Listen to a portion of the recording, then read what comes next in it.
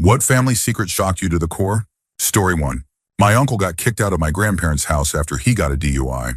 After that, he got 2 more DUIs and went to jail after he was caught dealing illegal substances. My granddad, who was a district attorney, called in a favor and got him off the hook, with the understanding that my uncle would never contact anyone in our family again. My uncle then got a job driving a beverage delivery truck around, stocking gas stations and vending machines. Later, he started working for the utilities department in a small town near our family. After saving money for 10 years, he asked my mom if he could build us a house. This was the first contact he had with our family in over a decade. He hired his own crew, bought his own materials, the whole 9 yards, free of charge for my parents. The house he built was so nice that other people started asking him to build theirs too. Soon he started his own company and is now the owner of the largest residential construction company in 2 major cities. It was shocking for me because growing up, he was always so kind and got along great with everyone. You would have never guessed what his past was. Story 2. My mom was adopted as a child. She knew her whole life that she was adopted, but she knew nothing about her birth family except that her parents had her when they were teenagers, and they placed her for adoption because they weren't married. She was born in 1963, for context. But about 3 years ago, she was contacted by her birth parents. Apparently, they stayed together, eventually got married, and had 2 sons. Neither of the sons knew about my mom until 3 years ago, when her birth parents told them. It turned out to be a heartwarming family secret. My mom is now very close with her birth parents and her biological brothers, and my extended family on that side was very welcoming. Also, here are just some fun facts. My mom grew up literally 5 minutes away from her biological family. She went to the same schools as her biological brothers, although they never met, as she is 5 years older than them. My mom's ex-husband, my dad, was lab partners with one of her biological brothers in high school. And my mom's adoptive brother's wife used to babysit the biological brothers. Story 3. I got pregnant while unmarried at 22 years old. My mom was worried that my grandparents, while very accepting on the surface, might silently judge the situation, and she shared this concern with her father. He then revealed to her that back in 1959, he met my grandmother and she became pregnant before they were married. He went off to basic training in another state, promising to come back and marry her. No one thought he would, but he did. She had been sent to a home for unmarried women, and he found her, married her, and they went on to have 4 more children. My mom is the oldest. They kept this a secret from all the children. The older generation knew, but by the time he revealed it to my mom, most of them had passed away. It's kind of romantic. Story 4. Long story short, my grandma and great-aunt hid the fact that my great-aunt's husband not only harmed and impregnated his own daughter, but also abused her daughter, his granddaughter, the child she had after giving birth to his child. When he was caught abusing the granddaughter, her mother tried to stop him, possibly pressing charges, and he and my great-aunt left their home state and moved to the state where we are. My grandma knew, but kept it a secret until one day she saw him paying too much attention to me when I was 8 years old. He and my great-aunt went to church with us, and we had lots of family gatherings. The next day, my grandma questioned me privately to see if he had done anything to me. Then she took me home to my parents and finally told them he had been living nearby for months because of what he did to his granddaughter. I was sent to my room, and years later, my parents told me they were furious. They were disgusted and outraged that she had hidden something so serious and put me at potential risk. They told me the whole truth about 10 years later. About 25 years later, I work as an advocate for families and children. I think of my cousin, his granddaughter, and his daughter every day. I have a photo of them together. I look at it to remind myself to fight with all my strength against hidden family abuse, to do everything I can to protect the kids I serve. Both of them have lived difficult lives shaped by what he did. I take every ounce of anger I feel for him and use it to help children who are hurt by people like him. It might sound dramatic, but his granddaughter is my age. Comparing our lives, knowing what she could have become if she'd been protected, it's just heartbreaking. Story 5. After I became an adult, my uncle, my mom's brother, and aunt divorced. I asked my mom why she thought it happened after about 25 years of marriage, and she nonchalantly, not heartlessly, just matter-of-factly, since I was now an adult, and apparently it was fine to tell me things like this, told me all about how my aunt had been deeply affected by trauma. Her father had abused both her and her sister when they were children, and she had struggled with bulimia, used laxatives, and alcoholism. Apparently, my uncle was also, and still is, a heavy drinker, though he's a more jovial type. She always seemed very normal to me, except that she was kind of strict. She always made her son and us cousins take our shoes off in the house, and we had to eat every bit of food on our plates. That felt strict to me because our house was always messy, and we rarely finished what was on our plates. A few years ago, she attempted to take her life in a very violent way. She survived but was left severely disfigured. I just saw her this weekend at her granddaughter's birthday party. When my mom first told me all of this, I remember saying, "Wow, I guess I get to hear all the things I was sheltered from as a kid." My mom replied, "Welcome to adulthood." Story 6. My aunt cut off communication with our family after my grandparents passed away. She had been their caretaker, and after they were gone, she just disappeared from our lives. About a year or so later, my dad got a call from the Florida Police Department saying he needed to come identify her body. From what we were able to piece together through people she had known, we believed she had cancer. But when my dad and sister went down there, they were told she had taken her own life in a hotel room by drinking antifreeze. She never had cancer. After she stopped speaking to our family, she took whatever money was left from my grandparents and traveled the world. When the money ran out, she ended her life. As we continued to dig into what happened, we made contact with some of the friends she had met on her travels. All of them, including a nurse, were convinced that she had been seriously ill. It turns out she had fabricated everything. She was just a pathological liar. Story 7. Looking back, my family had so many secrets that shocked me when I first learned them, but now they've become just another part of the background. 2 of my aunts struggled with teen pregnancies. One aunt had 2 abortions due to unwanted pregnancies as a teenager. When she tried to get a third, the doctor refused, and she ended up going through with the pregnancy. The baby was put up for adoption. Another aunt also had 2 unwanted pregnancies during her teen years. She gave the first baby up for adoption and tried to raise the second child for about 6 months before realizing she couldn't do it. Since my grandparents worked as farmhands and frequently moved to follow jobs, it was eventually agreed that my grandmother would take in the baby. That child was then raised as my uncle instead of my cousin. Everyone in the family now knows the truth, but we still treat him as an uncle because that's what he prefers and what we grew up with. Also, 2 of my great uncles ended up marrying the same woman. During her first marriage to one of them, she started having an affair with his brother. Eventually, she left the first uncle and ran off with the second, and they stayed married for the rest of their lives. But the 2 brothers never spoke again. Story 8. My grandmother did not die 10 years ago. She had actually been placed in a mental institution on the other side of town for the past 50 years. But now she's passed away. One day, my parents sat me down and said that my grandmother, on my father's side, had just died. As far as the whole family knew, she had passed away at least a decade earlier. But no, she had been institutionalized since 1940, and only now had she passed. My mom and dad were going to attend the funeral and said they'd be back by supper time. Nothing to see here. I never met her and only ever saw one photo of her, a wedding picture. I knew my grandfather had gotten divorced in the 1930s and that my dad lived with my aunt in the same city. There were allegations that my grandfather had been abusive and violent, which is why my dad lived with his aunt instead. There were also rumors that my grandmother wasn't mentally ill at all, but had fought back against his abuse, and that he had her committed so he could get out of the marriage. The other secret they told me 2 years later. My sister had an unplanned pregnancy during college. She has a daughter who is now grown up, and they've reconnected. So my parents have actually been grandparents since 1975, but never mentioned it. I also had a niece I didn't know about, who lived in the same city and is nearly my age. Story 9. My aunt isn't the only wife. She is so kind that she actually allowed her husband to marry another woman. However, he now uses her for food and shelter, but whenever he travels, he always takes the second wife with him. I later found out that when he wanted to marry the second woman, my aunt said he'd have to divorce her first. They went to court, and the husband said he would only agree to divorce if she didn't try to claim any property or assets. She disagreed. Then he allegedly bribed someone. They went back to court, and suddenly he became the victim and refused to divorce her. She was forced to remain married and watch him marry someone else. She even helps care for the second wife's child and makes pastries for everyone. It makes me incredibly upset, but she gave up fighting a long time ago. Now whenever he visits her house, it's more of a burden. He expects his clothes washed and ironed, uses the only automatic car that was meant for her and their children, and constantly demands home-cooked meals.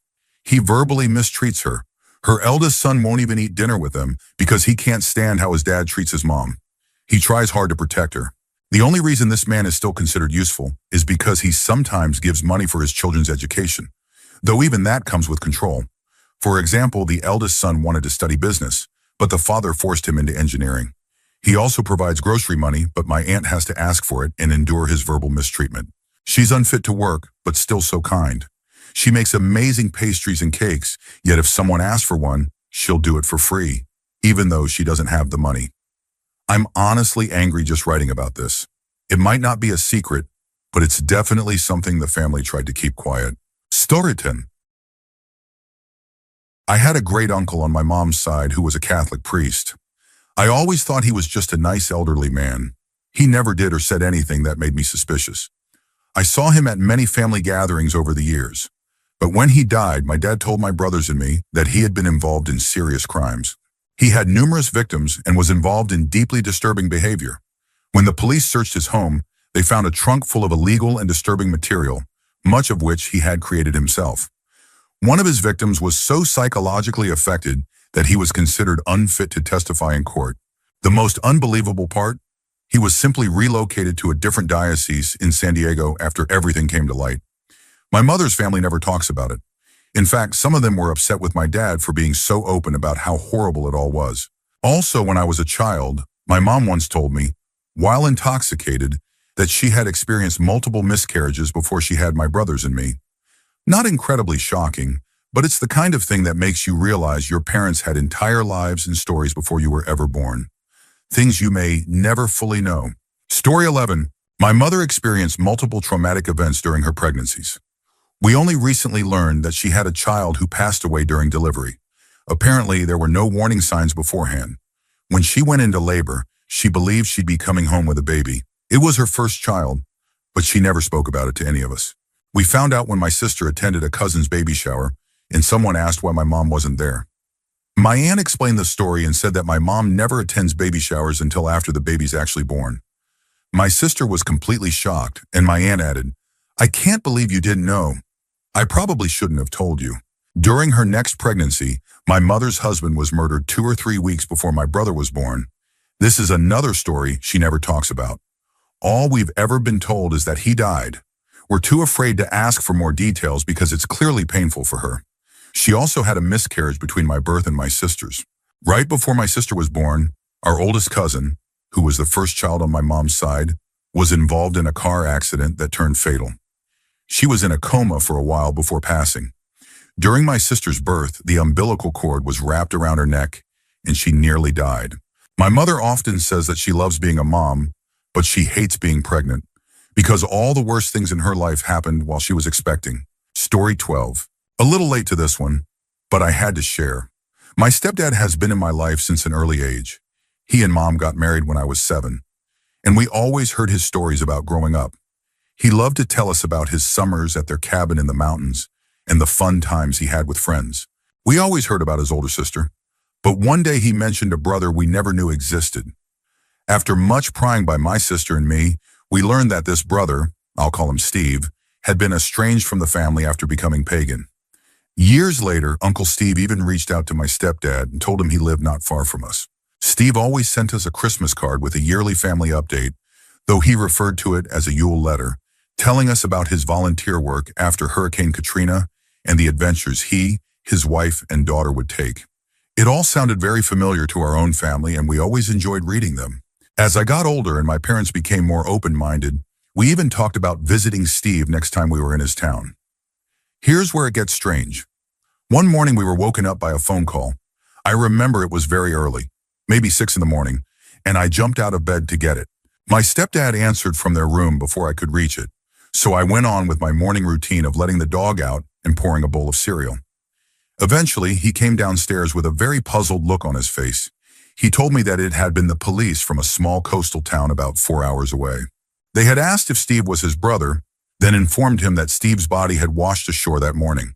They didn't know who to contact and needed to start an investigation.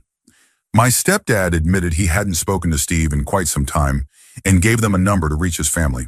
Before ending the call, the police asked if they could keep his number on file for further questioning, as they suspected foul play might be involved. We never heard anything else about Uncle Steve after that day. He was gone, and his family was never heard from again. Sometimes I still wonder what really happened. Story 13. When I was hanging out with my younger brother, he was 14 at the time, I was 24, he said something along the lines of, "You know, I think I look more like mom's friend so-and-so than I look like dad." After years of quietly wondering the same thing, I had to admit he was right. He was starting to look a lot like so-and-so and not much like our naturally heavier set father. So I said to him, "I don't know, buddy. Things were complicated back then." You might be surprised if you look into it. A few months later, I was sitting in a 24-hour diner when so-and-so walked in.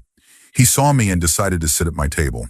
After a few pleasantries, I just had to ask, and he admitted to a 20-year affair with my mom, and even said he had secretly taken some of my brother's hair and sent it in for a mail-away DNA test, which came back positive. He went on about how he wanted to come clean and spend time with my brother, but didn't want to deal with my mom anymore, since things had ended badly. I told him that my brother was usually home alone for a few hours after school every day, and would love some company, especially since our dad had moved 1,400 miles away. So-and-so stammered and made a bunch of excuses. I stood up, told him off, asked him to pay for my cheeseburger, and left. My brother figured it out on his own and was never able to build a relationship with him. Later, he resented him even more when so-and-so started a new family, making my brother feel abandoned. Our mom is great, and we don't bring up the past. We all understand that love can be complicated. Story 14. My mother struggles with severe mental health issues. For years, I believed many of the things she said, only realizing in my teens that a lot of what she said simply wasn't grounded in reality. Her claims weren't completely impossible, just highly implausible. For example, she once said her landlord had 2 of her neighbors harmed to score political points. Political points with whom? She never explained specifics, just vaguely references a shadowy international organization that supposedly controls everything, from U.S. politics to the healthcare companies she works for. According to her, their main goals are distributing illegal substances and promoting dark ideologies. Anyone who enters her life, any strange event in her neighborhood, or even news reports get woven into her story, usually as part of a supposed enemy plot. Over the past 15 years, she's decided nearly everyone she or I interact with regularly is part of this group. Friends from school, their families, her co-workers, her siblings, and even the former president of the United States. She watches a lot of certain news channels which didn't cause her behavior, but certainly intensified it. Coming to this realization reshaped my understanding of people. I don't take what anyone says at face value anymore. I find myself analyzing people's statements for signs of delusion. I now believe that many people are deeply misinformed, some to the point where their thinking becomes dysfunctional. I think a disturbingly large portion of people over 50, maybe around 40%, seem mentally intact on the surface but harbor irrational beliefs that shape their worldview in alarming ways. Story 15. My wife's grandfather was Italian and living in Italy at age 20 during World War II. I asked what he did during the war and got no answers.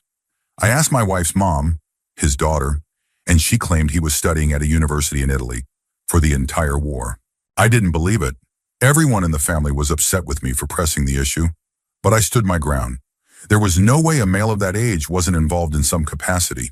Eventually, my wife's mom called an aunt, his sister, still living in Italy. She explained that during the war, the oldest brother in the family was drafted. Their father and he ran the family farm in Modena, and they couldn't maintain it without the eldest son. So my wife's grandfather, who was about 17 at the time, assumed his brother's identity and took his place in the draft. He went to war. He survived. He became a scientist and helped develop a famous plastic, polypropylene, possibly. Later, he immigrated to the U.S., lived a good life, and passed away a few years ago. I attended his funeral and heard all kinds of stories about him. But my wife, her mother, her sister, and her aunt had never heard any of this. They had no idea. For all we know, they buried a war hero. They don't know what he did during the war. Was he a spy? A soldier? A scientist? No one in the family seems interested in finding out more. Story 16. When I was in college, I Googled my last name and found some public records from a lawsuit. Extremely curious, I read through an outline written by the state of Connecticut regarding a workers' compensation case my grandmother had filed against the state. Apparently, my grandfather, a police officer, had been involved in an on-duty incident that she claimed triggered a heart attack. She sued the state, saying the aftermath of the heart attack led him into depression, which eventually ended in suicide. The details about his behavior and death were absolutely shocking. I had only known my grandfather as a kind, gentle old man who would visit Florida a few months out of the year, and who I was told had passed from another heart attack. But it turns out my parents lied to me. They didn't think I could handle the truth, that he had taken his own life after years of insomnia, depression, and abusive behavior toward nearly everyone around him. Story 17. I grew up thinking my great-grandma was born and raised in Mexico. During my sophomore year of high school, I had an assignment to interview a family member about their experience during a historical event. I chose my great-grandma, who was 90 at the time. I figured she had lived through a lot. When I asked her what historical event she wanted to talk about, she picked the Great Depression. She told me that her parents had come to California from Chihuahua, Mexico before she was born, so she was actually an American citizen by birth. But during the Great Depression, Americans began to blame the financial crisis on Mexican immigrants. The Hoover administration was under pressure and wanted to make it seem like they were doing something to improve the economy. Her family was offered a small sum of money to be deported to Mexico, even though they were citizens, losing their legal status. She cried, telling me that if this hadn't happened, her life could have been so much better. She never learned to speak English, even though she was born in California. She passed away at 94, 2 months ago. While going through her things, my family and I found a beginner's English book in her bedroom. Story 18. When I was little, from the day I was born until I was about 5, my uncle, my mom's brother, lived with us. He was our live-in babysitter. He made pancakes for my sister and me every weekend, introduced me to ramen noodles, and clearly loved us both very much. My dad didn't like him, and they argued constantly. I couldn't understand why. My uncle made us pancakes every weekend. As I got older, I kind of forgot he had ever lived with us. No one ever really talked about it. Now I'm 19. My uncle has his own place, a good job, and still visits our house nearly every weekend to make pancakes and hang out. He's the only uncle who remembers my birthday every single year. After one of my early days in high school, he gave me a talk about avoiding drugs and how they can mess you up. It wasn't anything new. I'd already heard it in health class, so I didn't think much of it. I later mentioned the conversation to my mom, and she suddenly went silent and looked very nervous. She told me that before I was born, my uncle had struggled with serious drug addiction and had nearly overdosed. She didn't specify on what. He had been homeless, jobless, dealing with alcoholism, and in a terrible place. My mom, out of 7 siblings, was the only one who offered him help. That's why he came to live with us. My dad didn't want a person struggling with addiction near his newborn children and threatened to kick him out if anything happened to us. My mom said that my uncle got clean and stayed clean because of my sister and me. We are the reason he's still alive. That shook me to the core. Knowing that I helped save someone's life before I could even walk or talk, it changed the way I saw everything. Story 19. My grandfather, American, owned an international agricultural business in the 1960s and 1970s, with offices in Romania and Hungary. He traveled frequently between the U.S. and Eastern Europe for business purposes. Because of the nature of his work, he regularly met with government officials and business people in the countries he visited. After he passed away, we were cleaning out his house and found 2 passports from that time period. Both had his photo, but only one contained his real information. The other had a different name, social security number, and so on. They both looked completely legitimate and had identical stamps, but with different dates that never overlapped. It looked like he used one passport for one trip and the other for the next. My dad and uncles remembered men in suits occasionally showing up at the farm. Whenever that happened, my grandfather would send all the kids out to the barn until the guests were gone. Apparently, none of them ever questioned him about it. He sold the business in the late 70s. I was completely shocked to discover that my mild-mannered cowboy grandfather may have been involved in something secretive. I'm frustrated I never got to ask him about it. Story 20. My grandfather didn't have any sons, but I was the first grandson. I look like him, and I've been told all my life that I act like he did at my age. When I turned 13, he decided I was man enough to start passing down some of his knowledge. He sat me down and gave me advice about what it means to be a man and how to carry yourself with honor. Then he began telling me a little about his time in Vietnam. Over the next 3 years, he told me everything. I'm the only one who knows the full story. It was surprising to hear those things from a man who was always tough, but loving and fair. When I joined the Army, he reminded me of all the things he had done. not to glorify them, but so I could learn from them and do better. Now that I'm older, I look into his eyes and see the man I could have become had he not given me that guidance. I hope I can carry those lessons with me when my time comes. Until then, I carry a generation's worth of secrets. Story 21. When I was about 5 or 6, I became friends with 2 brothers who lived nearby. We quickly became inseparable, and our parents started arranging play dates almost daily. The brothers were wild and always into mischief. I remember once, we stood near the road and sprayed passing drivers in the face with water guns through their open windows. One day, things went too far. We completely trashed my house. We broke my mom's antique chair, and I vividly remember dumping a box of cereal all over the stairs. The strange part is that I was the one who led the chaos. Usually, I was the timid one who followed along. I was terrified of my parents and never acted out. I also remember wondering why my dad, who was supposed to be watching us, wasn't around that day. Years later, my mom casually dropped the bomb that my dad had been secretly involved with the brother's mother, and that's why we had been unsupervised. She said it like I should have known already, and part of me thinks I did. Looking back, I think I trashed the house as a subconscious rebellion against my dad's betrayal. That event even led to my mom discovering the affair. My parents didn't get divorced until I was a senior in high school. Story 22. Nothing in my family shocked me to the core, mostly because both sides are full of terrible things. My mom was adopted after her biological mom ran off and her dad passed away. Her adopted brother and his biological brother both abused her when they were kids. Despite that, my grandmother always treated the abusive brother as her favorite child because he was her youngest after her oldest son died. Her irrational attachment to him lasted through his adult life, including when he moved back home at around 60 years old and nearly caused her death through neglect. She was eventually placed in assisted living for dementia. When my dad found out about the abuse, he started treating my mom terribly. He became emotionally abusive and started cheating on her. She was about to leave him but found out she was pregnant with me, so she stayed. My dad's brother murdered his estranged girlfriend, who was also the mother of 2 of his kids, because he believed she was going to seek child support. She wasn't. It was actually the second girlfriend he had killed. For the first one, he had received a lenient sentence because my grandfather knew the judge. That case involved him using a firearm in front of her family. My dad was forced to testify against his brother in court because his brother had come to my parents' house, while my mom was pregnant with me right after the murder. He later threatened to kill both of them if he ever got out, which he won't. The trial also caused my parents to lose almost all of their friends. They got married shortly after that, mostly to appease my dad's family during the fallout. My mom's side has always hated my dad, especially her youngest brother, who was also abused, because one of the women my dad cheated with was his first wife.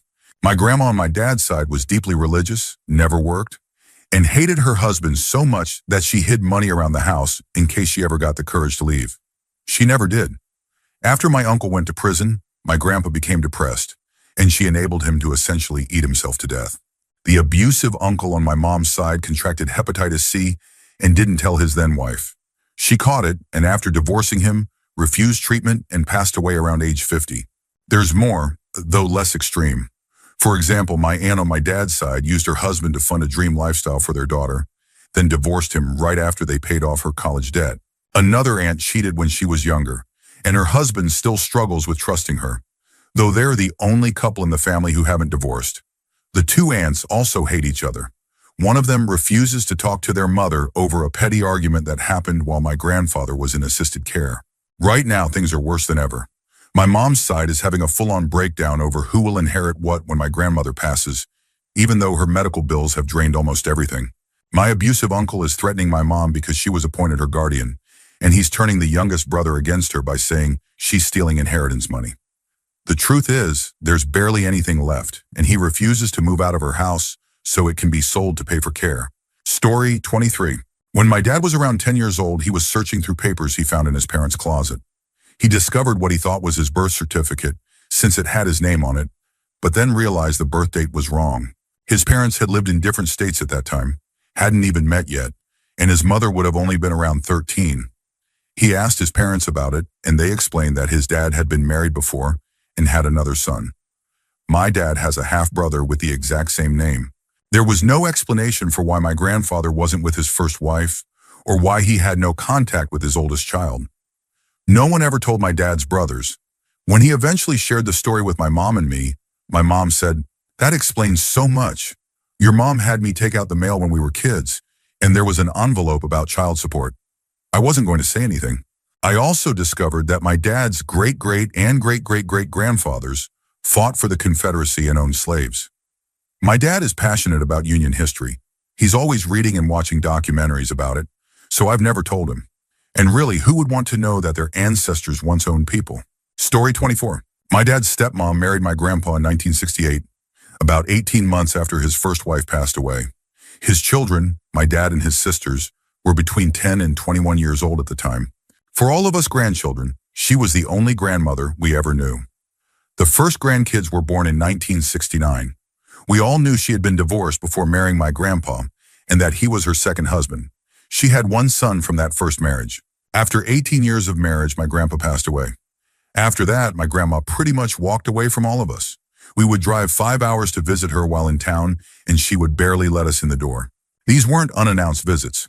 We would plan weeks in advance and call ahead to let her know we were on our way. But in the 15 minutes it took to drive from my aunt's house to hers, she would suddenly make plans to go shopping with her sister or something similar, so she didn't have time to see us.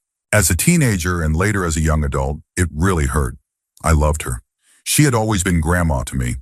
When I was in my 30s, I lived just 5 minutes from her house. I tried several times to visit, but she was always busy, so eventually I gave up. 3 years ago, my dad's youngest sister, whose mother passed away when she was 8 and who had been raised by this grandma, posted on Facebook that our step-grandmother was in the ER with a possible heart attack. That's when it hit me. Wow, I forgot she was even still alive. I felt guilty that I had no emotion about her being sick or about the fact that I had no relationship with the last grandparent I had left. 18 months ago, my dad called to say she was in the hospital and likely wouldn't make it through the night. I felt guilty again, but also numb. She had walked away from being my grandmother years ago. She passed away the next morning, and it did hurt. I'd never have the chance to be her granddaughter again. But I still couldn't understand how someone could walk away from the children she helped raise, or the 13 grandchildren who only knew her as grandma. The day after she died, we all learned that my grandpa wasn't actually her second husband. He was her third.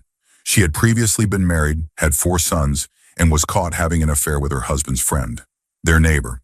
Her first husband divorced her and took the children. She married the man she had the affair with and had 1 son with him, the one we all knew. That second marriage was the one she spoke about. None of my grandfather's children knew she had 4 sons who lived in the same town she lived in with my grandfather.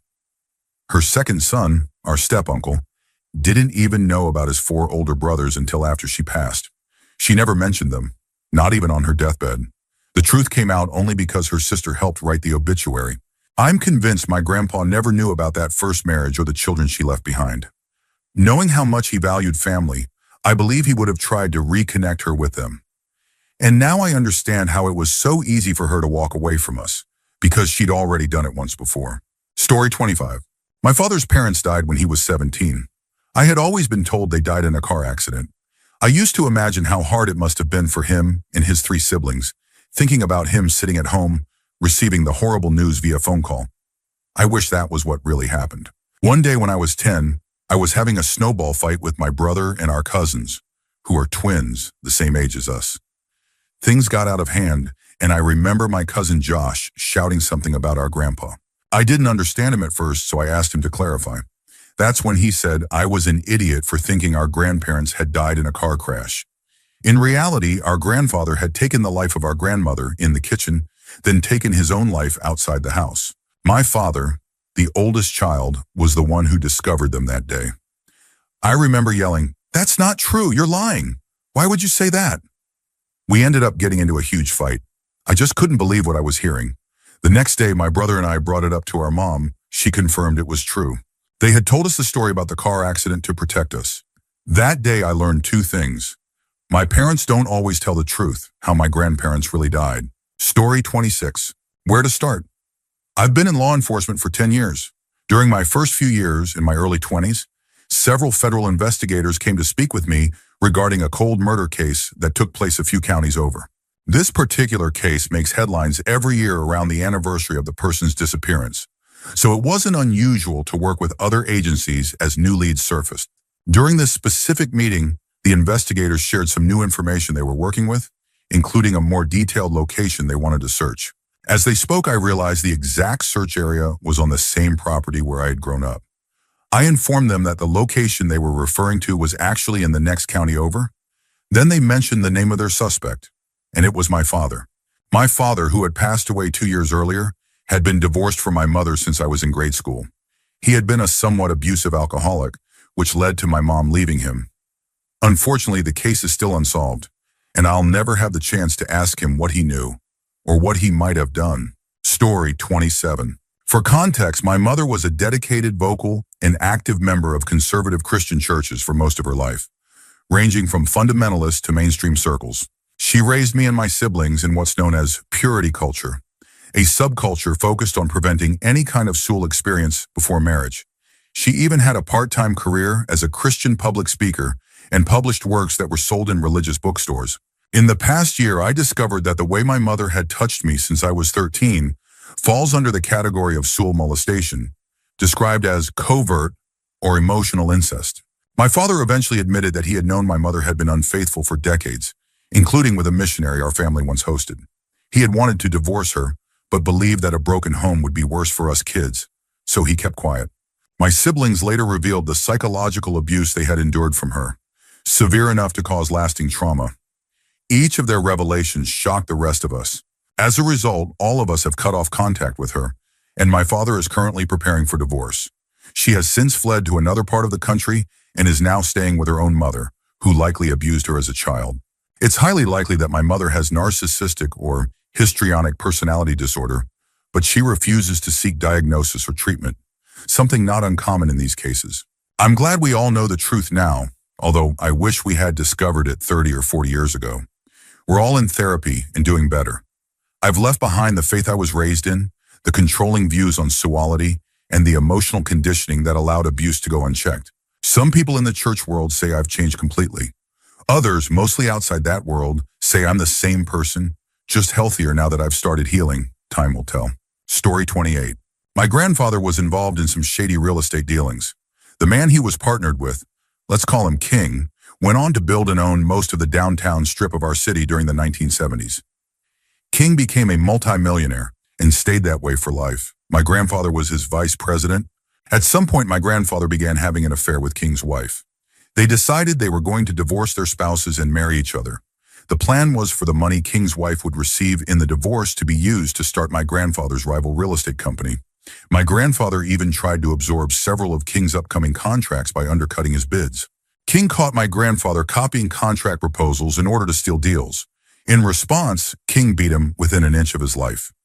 Not long after, King's wife mysteriously had a change of heart and decided not to go through with the divorce. My grandparents reconciled for a time, but ended up divorcing a few years later. After that, my grandfather spent the rest of his life bouncing between failed and borderline illegal business ventures. Now at 84, he spends his days drinking gin on his boat. Meanwhile, King still has buildings named after him across the city, and his family remains one of the wealthiest in town. Add a few missing persons cases, and you'd have the makings of a Coen Brothers film. Story 29. I never met my grandfather. He passed away long before I was born, but I've heard stories about him all my life. He spent his career as a police officer and was generally loved by everyone in town. As a testament to that, when he died, so many people sent flowers to the service that the 2 florists in town completely ran out. When I was younger, I was always told he died of a heart attack. But as I got older, I started hearing rumors that something much darker had happened. After years of wondering, I finally decided to look into it. Through research, I discovered that my grandfather didn't die of a heart attack. He had died by suicide. He hanged himself in the garage, and my grandmother found him the next morning. That alone was deeply shocking. But what made it even more painful was realizing that my grandmother still lives in that same house to this day.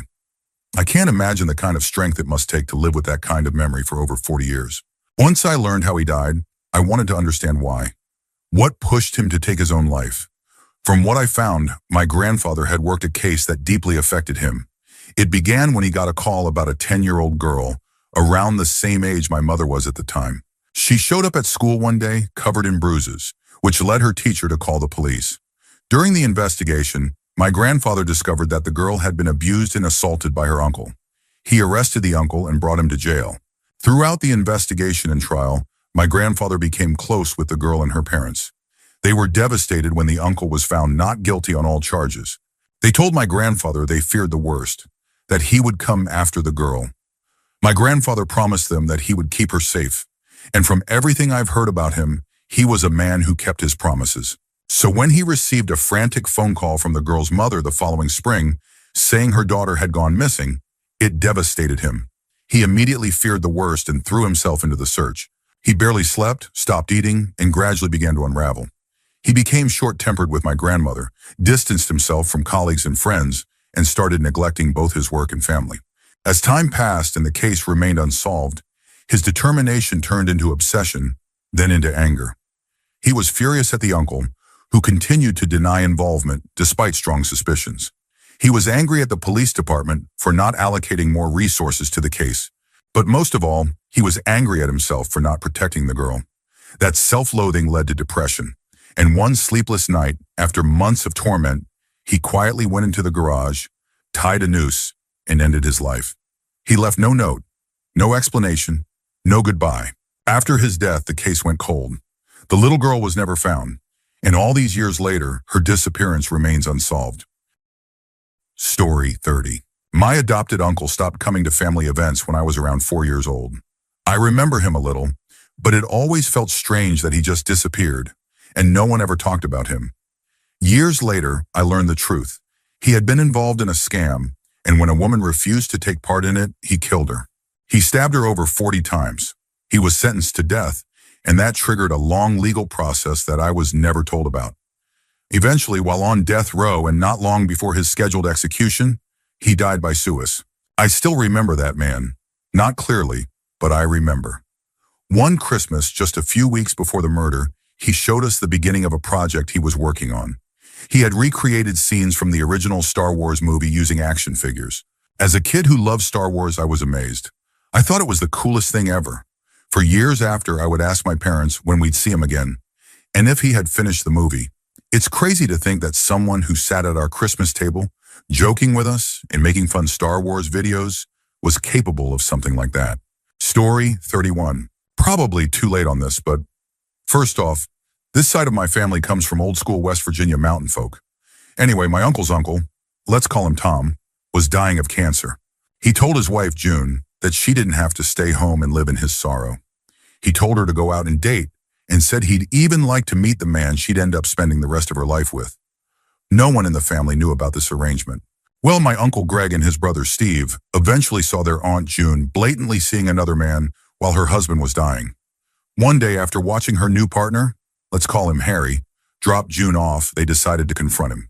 They waited on a back road and staged a breakdown. When Harry stopped to help, Greg and Steve ambushed him and beat him up badly. It escalated until Steve pulled out a gun and aimed it at Harry's head, ready to end his life. Greg stepped in, realizing he couldn't let that happen, and hit Harry with a bat instead. They left Harry there. He was in a coma for 2 weeks. During that time, the rest of the family found out about Tom's arrangement with June. When Harry finally woke up, he had no memory of what happened to him. He and June eventually got married and are still together. Greg and Harry now play cornhole together at family reunions. Harry will never know the truth.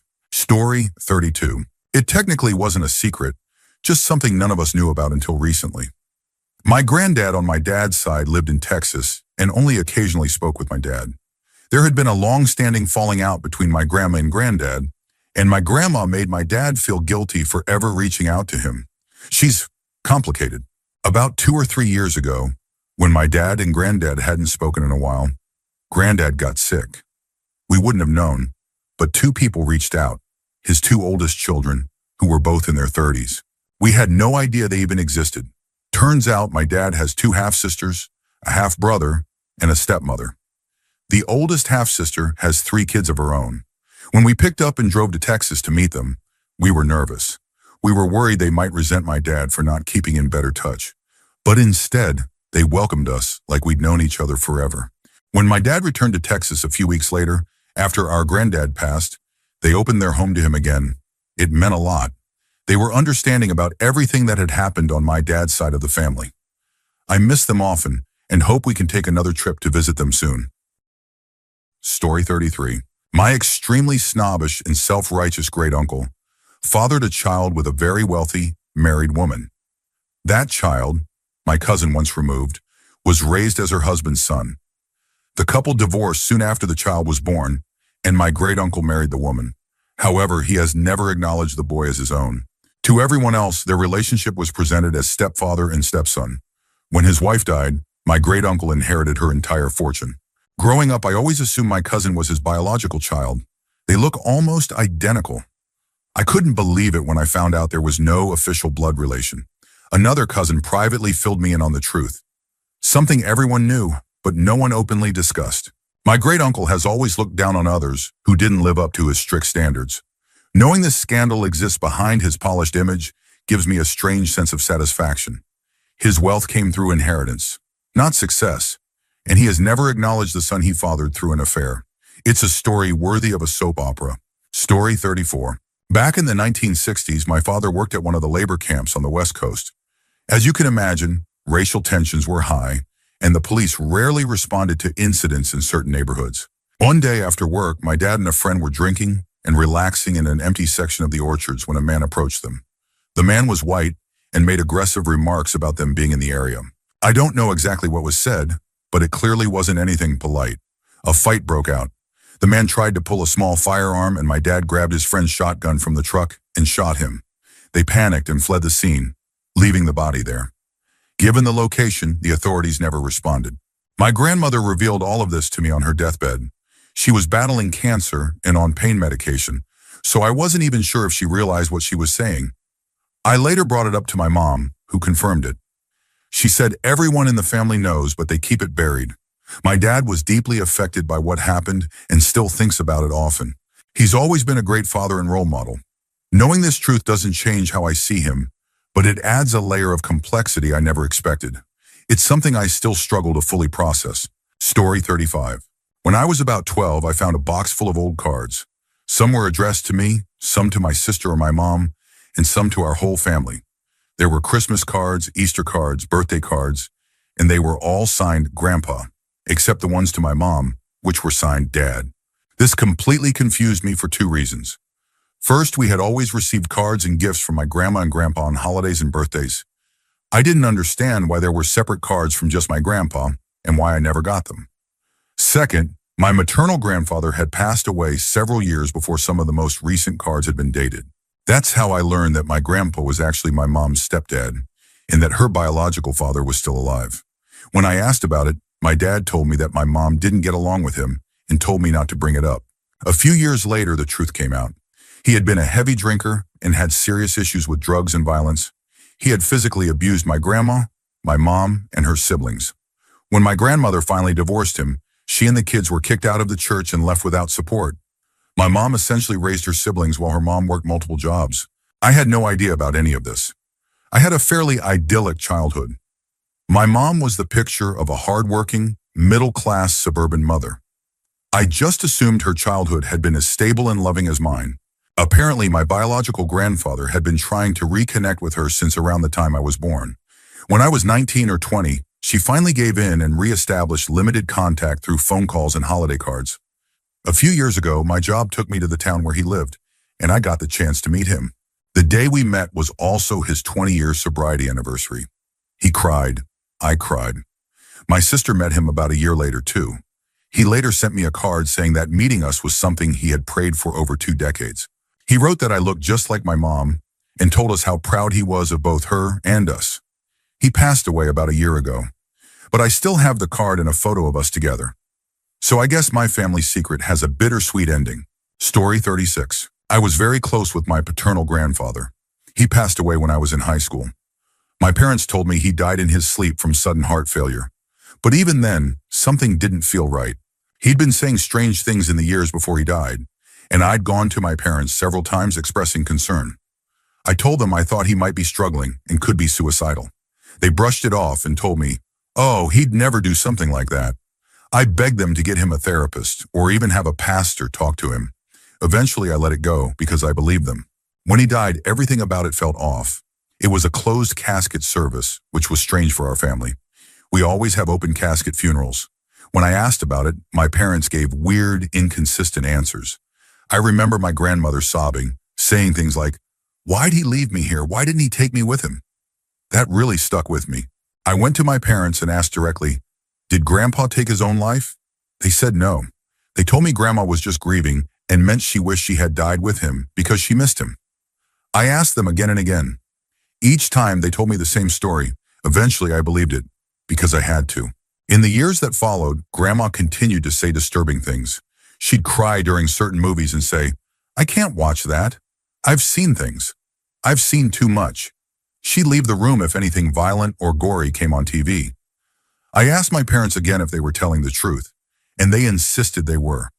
8 years passed. I never fully accepted the story, but I had no proof. Then one night, a family friend had too much to drink, and not realizing we didn't know, let it slip to my sister. My grandfather had taken his own life. He had died by gunshot. The friend had learned this from one of our cousins. My sister called me, sobbing. I didn't want to believe it, but suddenly all the strange pieces made sense. My sisters and I confronted our parents. They hung their heads and admitted it was true.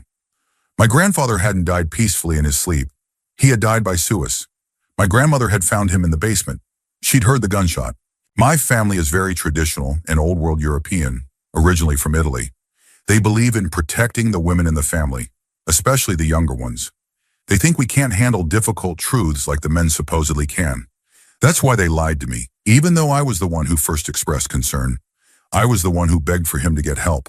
Finding out the truth so many years later felt like losing him all over again. I'm still not over it, even though it's been 15 years. What hurts most is that I knew something was wrong and no one listened. And when it happened, they still didn't tell me. They lied again and again. Story 37. My father's gambling habit. There were times when the mortgage wasn't getting paid, and we were eating off-brand macaroni 4 times a week. But my father always blamed our financial problems on my mother's irresponsible spending. As it turns out, my father was spending nearly every night at a sketchy dive bar that had slot machines, despite the fact that they were illegal in our state at the time. No one other than him was allowed to see the bills, so he could lie about our expenses and use creative accounting to hide the gambling losses. He claims he only lost a few thousand, but we all suspect the amount was much, much higher. Things were so tight financially that we only managed to get by because my grandparents were secretly giving my mom cash. The worst part, in my opinion, is that he wasn't even addicted to gambling. He quit cold turkey the moment my mom took over the finances. He's never shown the slightest interest in gambling since. I could have forgiven an actual addiction, but from what I can tell, he did it because he was bored and didn't care that his family was suffering. That was when I started losing faith in my parents. Story 38. Older people in my family are deeply manipulative. It all starts with my great-grandmother, or maybe just my grandmother. My grandmother is disabled, her legs don't work, and she's understandably very dependent on others. Thankfully, she has her own apartment now. But when she used to live with my great-grandmother, tensions would boil over. One time, my great-grandmother got so fed up, she doused my grandmother in alcohol and started flicking lighters near her. She's since been diagnosed with Alzheimer's and dementia, and with medication she's doing better. Then there's my great-uncle. Let's call him Neil. He was abusive to his wives and was stealing money from my great-grandmother to buy himself luxury watches and expensive colognes. He eventually went to jail for one of those reasons. He just got out, along with my other great-uncle Jevin, who also spent time in jail. They were both gone since around 2012. Jevin was a heavy drinker and also stole money from our great-grandmother. Then there's my uncle. Let's call him JK. JK was overweight, worked at a local grocery store, and somehow owned every video game console you can imagine. Nintendo 64, PS2, Sega, and even a custom gold PS4. How did he afford all of that on a grocery store salary? He was also stealing from my poor great-grandmother. At one point, my great-uncles were in jail, and my grandmother had moved far away. So it was just JK and my great-grandmother living in the house. You'd think JK would take care of her, especially since she hadn't bathed in a month and was clearly in need of help. But no, he was too busy draining her money. And now, instead of being held accountable, JK has an apartment in Hawaii. Yep, Hawaii. Can you believe it? Out of everyone, only my mom and my aunt, who's been in medical school for 8 years, seem to have any decency. Story 39. I was hanging out with one of my cousins, drinking and just relaxing. I was in college at the time, and she was still in high school, so obviously we couldn't really be out too late together. Midnight rolled around and she needed to get home, but I wasn't sober enough to drive. We couldn't call anyone for help either, since our family had no idea we drank or smoked together, and we would have been in serious trouble if they found out. I asked her why her family was so strict about curfews, and that's when she said something that completely threw me off. She told me that a couple of our uncles had abused some of our younger nieces. Then she just stopped, like she realized she wasn't supposed to say it. She didn't go into detail or name names, and no matter how many questions I asked, she wouldn't say anything else. To this day, I'm still not sure if she made it up as an excuse to get home faster or if it really happened. But it got stuck in my head. Being from a large Mexican family, we have tons of uncles and nieces. I couldn't help but wonder who the alleged abusers and victims could be. She did reassure me that my father wasn't one of them, and that he didn't know about it either. She said if he knew, being the oldest sibling and the most level-headed one, he wouldn't have let something like that slide. Some time has passed and we don't hang out as much anymore. I still don't know what to believe. But whether it was true or not, that thought still comes to mind more often than I'd like to admit. Story 40. When I was 12 years old, my grandfather passed away. We cried, had a funeral, and the day after, my grandmother took me to our family store. She opened a hatch under the counter and pulled out 2 books. She said nothing, closed the store, and drove with me to a bank. She deposited one of the books at the bank and left. When we got home, she gave me the second book and told me to burn it. I asked why, and she simply said it was better not to ask. I was a good grandson, so I did as she asked. A few months later, she took me out to our cabin. She opened up a closet that had been locked for years and pulled out stack after stack of large bills. I sat in the car with them in my lap the whole way home. Again, I was told it was better not to know. Similar things happened occasionally over the next few months, then stopped. Fast forward 14 years. My grandmother was near death, and she gave me a small handwritten journal with addresses and passwords, and told me to take everything in it and give it to my mother. She also asked me to tell my mom that she was sorry for lying all those years. After my grandmother passed, I followed her instructions. The book my grandmother had hidden was a ledger and a second set of books from our family's business, and from my grandfather's business. As it turned out, my grandfather had secretly been collecting money for the mafia years ago.